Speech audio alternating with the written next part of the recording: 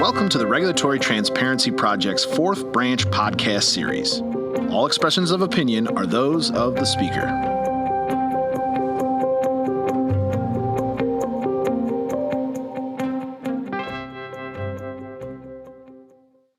Hello, and welcome to the Regulatory Transparency Project's podcast. My name is Kayla Kleist, and I'm an Assistant Director of the Regulatory Transparency Project here at the Federalist Society. Today, we are delighted to once again host Jeff Stier for a discussion on what came next, the FDA's response to the Reagan-Udall reports on the FDA's tobacco and human foods programs. As always, please note that all expressions of opinion is of the expert on today's program, as the Federalist Society takes no position on particular legal or public policy issues. Mr. Stier, thank you so much for being with us today. We really appreciate you taking the time. It's great to be back for this follow-up discussion. For our audience, a brief introduction in case you didn't listen to the last podcast. Mr. Stier is a senior fellow at the Consumer Choice Center. He's also a senior fellow to the Taxpayers Protection Alliance and a policy advisor to the Heartland Institute. He's widely quoted in the media and has written on policy health op-eds for the Wall Street Journal, the Los Angeles Times, USA Today, the New York Post, the Washington Examiner, Fox News, National Review Online, and has been interviewed by several other news sites. Additionally, Mr. Stier has testified at state and local legislatures throughout the U.S., at FDA scientific hearings, and at the Office of Management and Budget, and hearings of the United Nations and in Israel's Knesset. Now, while there's more to say, in the interest of time, I'll cut my introduction there. But if you'd like to know more about Mr. Stier, you're welcome to access his impressive full bio at regproject.org. With that, however, we'll turn to our discussion. Let's start at the beginning.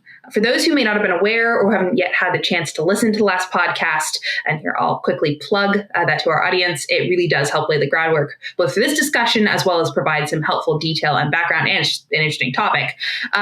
Really briefly, what were these reports? So last summer, the Reagan-Udall Foundation was asked by the FDA's Commissioner, Dr. Robert Califf, to do an independent review about two specific areas of the FDA's work, not the entire FDA, but two areas that have run into some challenges over the past few years.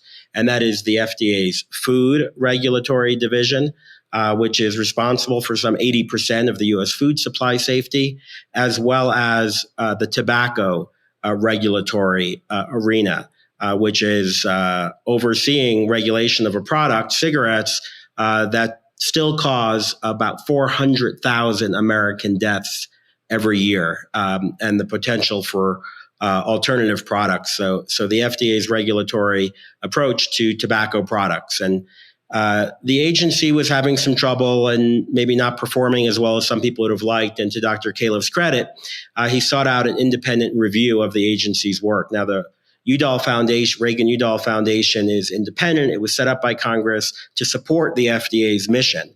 It is made up of a lot of former FDA leadership, but it is outside the framework of the FDA itself. So therefore, it had some level of independence. And the Reagan-Udall Foundation does a lot of work for the FDA. It's commissioned to do work.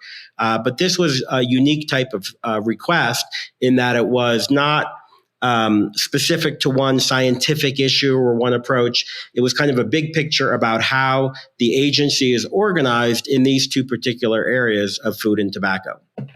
Got it. I really appreciate sort of that broad overview. So these reports were released in December 2022. And at the time, I believe the FDA said it was going to take several weeks to review the reports and look through the recommendations therein. And it did. Just last week, as we're recording this, the FDA came out with what I think were its initial responses to the reports. Let's take each in turn, starting with the food report. What was the FDA's response to what Reagan-Udall had said in their recommendations? Well, the the Reagan-Udall's findings about the FDA's work in food policy was really not a surprise to anybody. The key problem and the key criticism that the FDA was facing, and it was brought to light really in the infant formula shortage that we faced last year, and the FDA's handling of that issue, which goes back to some contamination and how the plant was shut down and for how long it was shut down and everything surrounding that. The FDA report, or the Reagan-Udall report on the FDA, found, to nobody's surprise, that there was a problem with chain of command, that there are a lot of different food divisions within the FDA, and they don't all report to the same person. It's kind of a complex matrix structure, and that critics in Congress, oversight, And both the food industry as well as consumer groups all pointed to that issue of the organization of food regulation at the FDA. So it was no surprise that the Reagan-Udall report really focused on that and called for reorganization at the food division. And recently, the FDA responded to that report and seemingly acknowledged the criticism and recognized the need for reorganization of the food regulatory area. But emerging from that response is now interesting criticism over just the last week or so. Again, from the food industry, the frozen food product companies, and consumer groups, which are often at odds. They all said, this is really good that the FDA wants to reorganize, but the FDA's reorganization plan that it announced in response to Reagan-Udall kept some food safety work under the Office of Regulatory Affairs at the FDA and separate from this new umbrella food safety aspect of the FDA. So the FDA basically said, yeah, we need to reorganize so we're all under one chain of command, but they left an important aspect of that out. And now what's happening is that these industry groups and these consumer groups, Consumer Reports even said it, we may have to go to Congress to get implementation of the recommendations made by Reagan-Udall rather than a partial reorganization that the FDA has proposed in its response. But they didn't go far enough, and we're going to have that same problem. We're going to really need to go to Congress to tell FDA this is how you ought to reorganize so there is one chain of command, that everyone answers to the same person. And the person who's in charge of that food policy umbrella is the person rather than kind of the problem that we had before. There is a concept of a matrix organizational approach, which is often used in corporate America, where it is not one chain of command. And the FDA, Robert Califf, is saying, well, we're going to use this matrix approach. Most of it will be under the same chain of command, except for this part, which will be under the Office of Regulatory Affairs. And the critics from across the board are saying, well, that may work in corporate America, but from a government perspective, we need a chain of command. And that's what got us into this problem.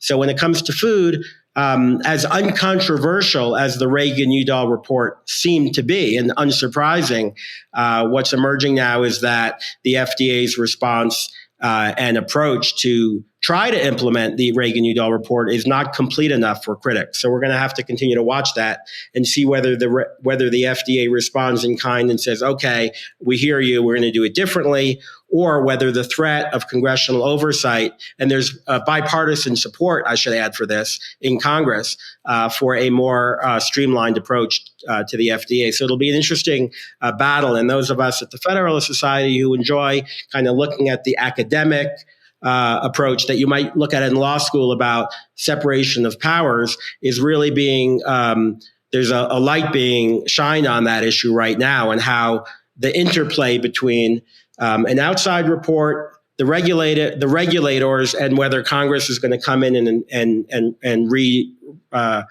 reorganize that agency, or whether the agency will do it enough on its own without the need for congressional oversight or congressional implementation of the advice from Reagan-Udall. Got it. So on the food side, it sounds like there was a pretty clear set of recommendations put forward. There's some conversation as to how FDA has responded, but sort of the paths forward seem clear. Let's turn then to the FDA's response to the tobacco report. The FDA, or rather the Center for Tobacco Products, CTP, released its response, which I think lays out the actions it has already taken and the actions it intends to take, at least in broad strokes, as sort of a response to the recommendations put forward. Starting with a broad assessment, and we can get some of the detail later as to why you think what you think later. What, as someone who's been tracking this and was even involved to some degree as an external expert who was consulted in the production of that report, how would you characterize FDA's response? What did they do? How was it expected? So the FDA's response to really broad-ranging criticism of the Center for Tobacco Products from the Reagan-Udall report, which lambasted the agency for not having a strategic plan, for not being transparent with both consumers and the regulated agency, and really the regulated companies, and really a lack of good communications plan that may be a result of the lack of a strategic plan and the problems that the agency had in terms of actual regulatory policy. Now, the Reagan-Udall mandate on tobacco was to keep it limited to FDA organization and not get into policy criticism of the FDA. But the criticism was so broad in terms of lacking a strategic plan that they went, may even seem beyond their mandate and said, your actual regulatory approach has gotten you into so much litigation. And you could say, well, the tobacco industry is litigious, but in this case, these cases are still going on after all this time. Maybe there's something to that criticism about a lack of a strategic plan affecting your outcome, your policy. So the FDA said it would take a few weeks back in late December. It would take a few weeks. And as is their standard operating procedure, here we are in the beginning of March, and only in very late February did the FDA come forward with some sort of initial response. The joke is, well, when the FDA said it'll take a few weeks, well, that was a few weeks of working days, excluding holidays and business, government business, and all these other things. So it's not a surprise that they were a little bit late. They often are. But the FDA's response, initial response, was in part specific that they are going to do a better job in transparency, a better job of communicating with the public and the regulated industry. Well, saying they will do that is one thing, doing it is another. To the Center for Tobacco Products credit and perhaps planning, on the very day that the agency released its response to the Reagan-Udall report, the head of the Center for Tobacco Products, Dr. Brian King, relatively new in that position, he's been there for about 7 months, held a Q&A session, a public Q&A session with the Independent E-Cigarette Industry Association. So I thought, to his credit, Dr. Brian King did that. Those are some of his strongest critics. So he did hold that open session on the same day they released the response. In the response, the FDA said, we're going to be producing a strategic plan, a 5-year plan.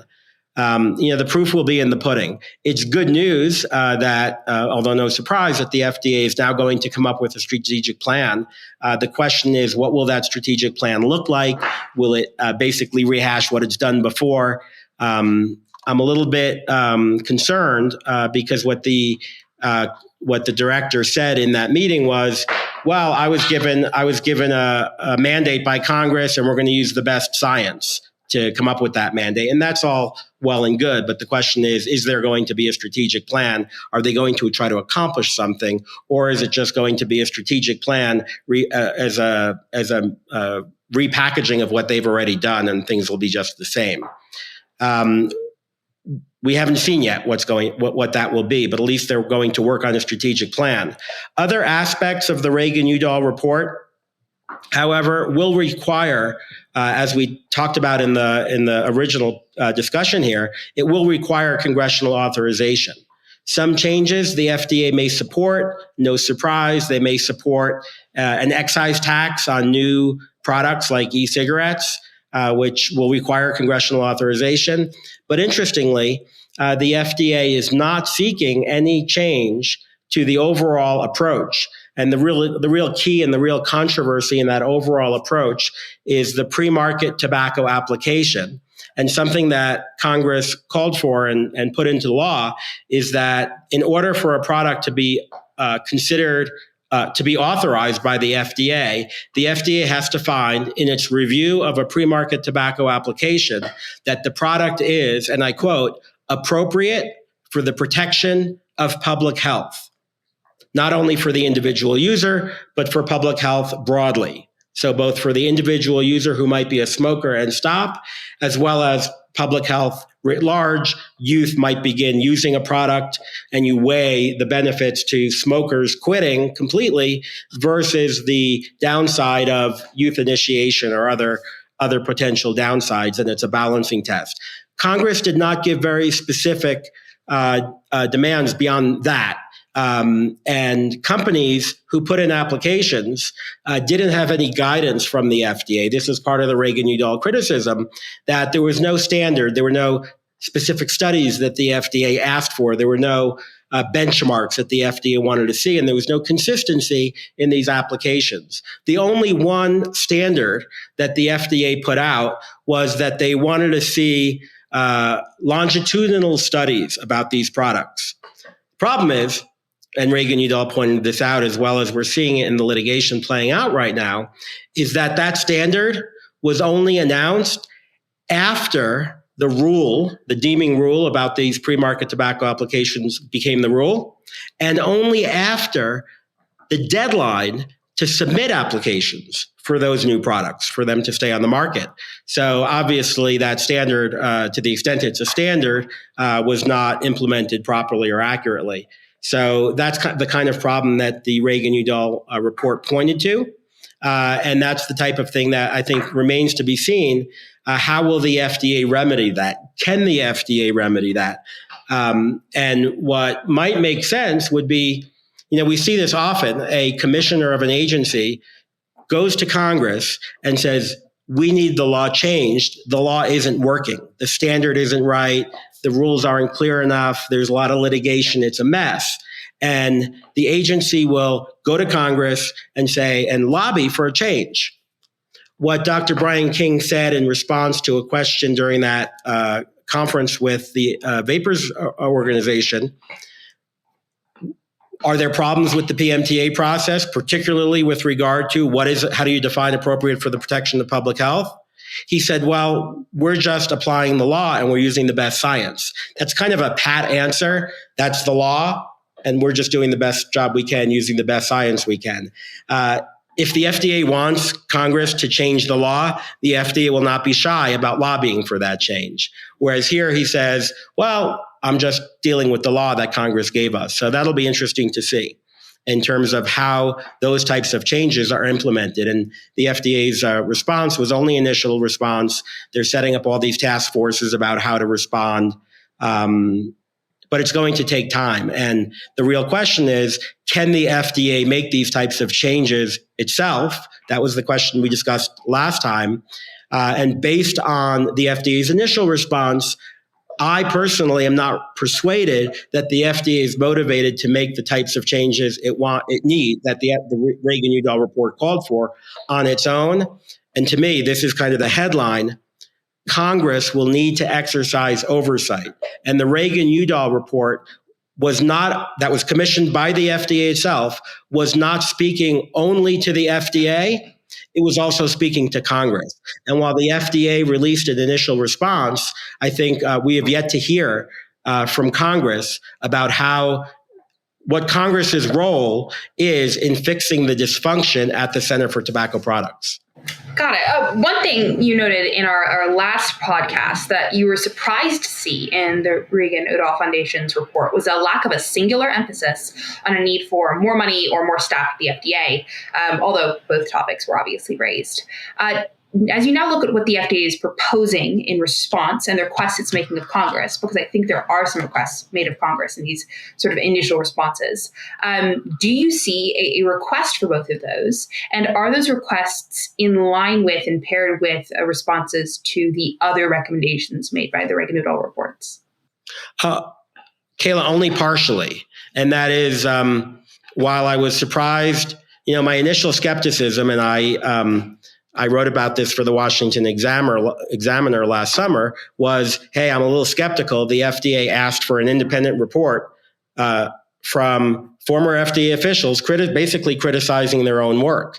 And I thought that this would be a typical Washington example of an agency asking for more funding and more authority. And instead of doing it themselves, which would seem self-serving, they're going to do it in perhaps a less self-serving way and have somebody else, former FDA officials, make that request. And that's not what this report was all about. It was really substantial, both on the food side, but especially on the tobacco side. Very specific criticisms that go beyond, hey, give them more authority. I think the FDA's response is, well, in order to implement these reforms, we're going to need more money. And that's no surprise. And in a way, it is kind of sensible because there is a focus on user fees, which is a common way that the FDA gets its funding. And these user fees, I would distinguish them a little bit from an excise tax. An excise tax or a sin tax is a tax on a product to discourage their use. A user fee is less judgmental, if you will, and says, well, if FDA is going to regulate these products, we need to be funded to do it, and there will be a fee attached to that. The reason I make that distinction is because when it comes to excise taxes or sin taxes, an economist would tell you that the rate of the tax should be commensurate with the level of harm from that sin. So in the case of tobacco taxes, cigarette taxes are very high because they're the most dangerous product. And therefore, e-cigarette taxes, e-cigarettes, which are less harmful, should be taxed at a lower rate. That's not something the government is doing just yet. But the excise tax approach versus the user fee approach, certainly it makes sense from a user fee perspective to cover the regulatory cost of doing that. What some experts, myself included, would like to see is a more streamlined regulatory approach, a more predictable regulatory approach so that industry knows what they need to put into an application. And then the FDA could pretty quickly decide, is it there or is it not there, make a decision, and it would be much less expensive to do. So if the FDA wants to cover its expenses for the PMTA process, it might want to keep those expenses down before it goes to Congress to ask for user fees. Got it. Thanks so much. Turning to both reports and sort of a couple summation questions on them, is there anything you were excited to see in these initial responses that you had not anticipated the FDA addressing or getting to yet?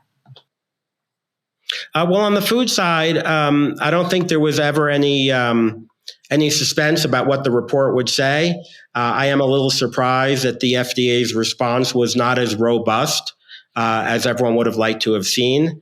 We'll see how, as we discussed before, how that challenge plays out between industry, consumer groups, and Congress.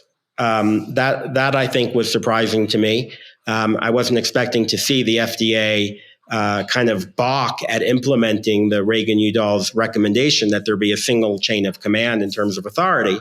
But on the tobacco side, one thing did surprise me, and I often get asked the question by either industry, the vapor industry, or more pointedly, consumers, adult consumers of e-cigarettes who have quit smoking by using flavored e-cigarettes, and they were kind of hanging some hope on the Reagan-Udall report to kind of get FDA focused on the tobacco harm reduction idea, on the idea that we can reduce the harm caused by tobacco, the 400,000 Americans that die every year from smoking cigarettes, and get the FDA to focus on the idea of tobacco harm reduction, of encouraging smokers to switch to lower risk products and completely stop smoking and get their nicotine from these new innovative technologies like e-cigarettes or even nicotine pouches,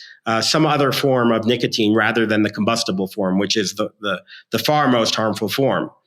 And the FDA had claimed probably 5 years ago that it was moving in that direction. It set forward a policy idea that we're going to move people from cigarettes to lower, if they must continue using nicotine, which they shouldn't, or if they can't stop using nicotine, we want them to use lower risk alternatives. That was the FDA's plan, which it says is still in effect. However, that plan hit a road bump. And the FDA claimed that there was an epidemic of youth vaping, and there certainly was an increase in youth vaping. Of course, there was also an increase in youth use of iPhones, because iPhones didn't exist, now they exist, and youth are using them. E-cigarettes didn't exist, now they exist, and youth are using them. I wish fewer youth would use them, but to say that there's been an increase in youth vaping since the time e-cigarettes came to market is a little bit misleading. That being said, I think there's a consensus youth should not be using these products, and too many were. We could debate over it was an epidemic or not. But Dr. King was criticized for calling it epidemic, especially since youth vaping has declined significantly over the last 3 or 4 years, whether that's because of COVID, whether that's because of educational campaigns, whether that's because they're no longer as new and novel that kids need to experiment with them, we don't know. But the numbers have sharply declined. Now, the FDA said that the tobacco harm reduction approach, and therefore authorizing pre-market tobacco applications for e-cigarettes, hit a road bump, and we're about to authorize them. Then we saw the so-called epidemic in youth vaping, so we put the brakes on. What was telling to me was in that phone call that Dr. Brian King had with the industry, he said, I've never called it an epidemic in my 7 months, and I'm not going to. And he acknowledged that youth vaping, while not low enough, has declined dramatically.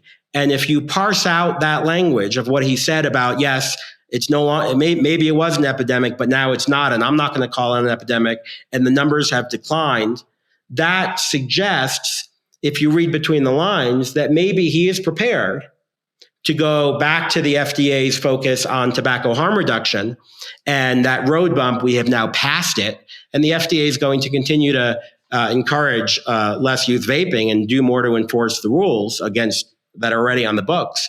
But maybe there is some hope that the FDA will be more permissive in authorizing the sale of flavored e-cigarettes to adult smokers, whereas before the reason it didn't was because of the epidemic. And now that epidemic has gone down, maybe we'll see a change in that. Well, thank you. Last two questions, and then we can wrap it up. As I understand it, the Reagan-Udall reports were initially put forward, and they were sort of suggestions. They had no teeth. They weren't legally binding in a particular way, since they're coming from this external organization from the FDA. Now that the FDA itself has spoken, what mechanisms for accountability exist? And if so, how can they be used? Well, that's really the key question, Kayla. So, as you said, there are no teeth. This was a request made by the FDA. They got the report that they asked for, and now it's really up to the FDA only, from a legal perspective, to respond. They've put forth their responses, and in each case, on the food side as well as on the tobacco side, a lot of outside experts believe that those responses are not complete. And it's not that the FDA can't do most of these things. It can on its own. Some, of course, will require congressional authorization. But interestingly, the FDA has not gone to Congress and said, hey, we have a problem. We had this outside report. We need to fix things. We need a congressional change to our authority.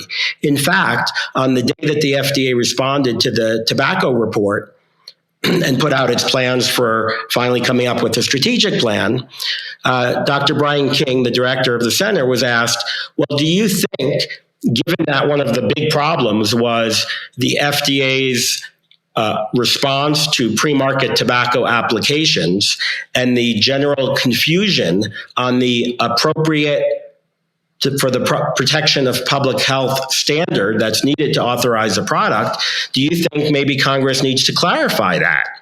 And Dr. King said, well, it's our authority. We're going to do it all on our end, and we're not going to go to Congress. We can. It's Congress. I'm just doing what Congress told me to do, he said. And that's very different from what you see frequently when you see a commissioner say, oh, we don't have the right authority, or we need more authority, or we need more funding. And the agency will lobby Congress for those changes. We're not seeing that here, which is a bit of a yellow flag to me, suggesting that FDA is going to try to fix it all on their own. But so far, what we're seeing from stakeholders, both consumer groups and industry, on both the food side and on the tobacco side, is that the FDA's response for doing it itself isn't going to solve the problems. And we're seeing, at least on the food side, that looks like there will be some lobbying done to Congress to get those changes made legislatively. And it's interesting because that's one of the need for reform of the FDA's human food program, which oversees 80% of the food we eat, is bipartisan. It's one of the few areas where I can confidently say there is a bipartisan interest in getting real reform on the food side. So if the FDA doesn't go far enough in having a single line of authority for everything, then we really may see congressional action, at least on the food side. On the tobacco side, it's less bipartisan, but there certainly is a real, I think what the Reagan-Udall report laid bare, and what is only reinforced by the FDA's partial, at best, gobbledygook response, Diplo regulatory speak response, was that Congress is going to need to at least exercise some oversight, if not a full legislative package, to at least exercise some oversight over the FDA and its response to the Reagan-Udall report, which again was a stinging report. And I think members of Congress are going to want to know, what will FDA do, and does it need congressional action? The FDA doesn't think it does, but what will happen on that front is going to require, in order to get the real changes that Reagan-Udall, I think, pointed out are necessary, is going to require Congress to be proactive rather than waiting for the FDA to come forward and say, hey, we need this all cleared up. Got it. Well, thank you. Last question, barring any other comments. Obviously, these are initial responses. I think we're still fairly close to when these sort of responses from the FDA came out. What will be the key factors to watch moving forward? Well, the proof will be in the pudding, right? And that's not only a reference to food. It's a reference to, say, the FDA announced that it's going to begin preparing a strategic plan. Well, what's going to be in that strategic plan? The FDA has a number of planned regulatory actions coming up in the coming year that I think are going to be quite impactful if they're moving forward. One of those is a proposed rule to lower nicotine levels in combustible cigarettes to nearly zero. They don't have the authority to zero out nicotine in a cigarette, but the FDA wants to act within its authority, and it does have the authority to lower nicotine levels in cigarettes. That would be a complete disruption in that market. And if the FDA does not go forward and authorize lower risk alternatives, normal level nicotine levels, and takes away combustible cigarettes as we know them, and takes away almost all of the nicotine, I think it's going to lead to an explosion in the illicit market, which is going to be bad for kids vaping. It's going to be bad for product safety. These lower risk e-cigarettes are going to now be black market products with no regulation. And the FDA has only authorized 23 products, 23 PMTAs, and they are all currently tobacco flavor, no other flavors that adults like to use. And they are all, especially since an announcement just this week with an Altria investment in one of the leading e-cigarettes, Enjoy, all products that have received a PMTA authorization are owned by Big Tobacco. And I don't think that's what some of the public health groups had in mind. And the FDA is going to have to go further in authorizing flavored products to appeal to adult smokers before it takes away nicotine, almost all of it, from a combustible cigarette. There's a logical progression. If you want to lower nicotine levels in combustible cigarettes so that they are no longer addictive to or sustaining an addiction, which is what the FDA said it wants to do, then you've got to give those smokers a place to go. You've got to give them products that they find appealing, which are flavored e-cigarettes. The market has shown us that. So the FDA's got its sequence a little bit out of order. And again, the one positive thing I heard from Dr. Brian King is that we no longer have an epidemic of youth vaping. And if that may be a lane that he can go down and say, okay, well, now that there's no longer an epidemic of youth vaping, we're going to begin authorizing a range of flavored products so that if we do lower nicotine levels in combustible cigarettes, those smokers will have a place to go. But these are the kind of questions that I think Congress will need to ask of him in their oversight. So there's a lot that can be done, but the FDA's plan right now, as we see it from a sequence perspective, in terms of lowering nicotine levels in cigarettes, as well as banning menthol cigarettes outright, without giving adult menthol smokers low risk menthol products.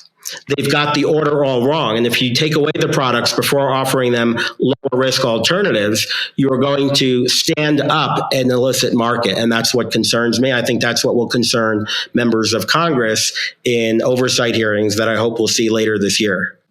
Got it. We'll wrap it there. Mr. Stier, thank you so much for being with us today and sharing your expertise and insight. It's greatly appreciated. My pleasure.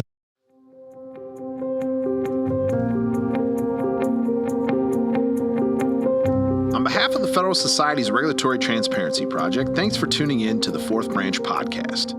To catch every new episode when it's released, you can subscribe on Apple Podcasts, Google Play, and Spreaker. For the latest from RTP, please visit our website at regproject.org. That's regproject.org.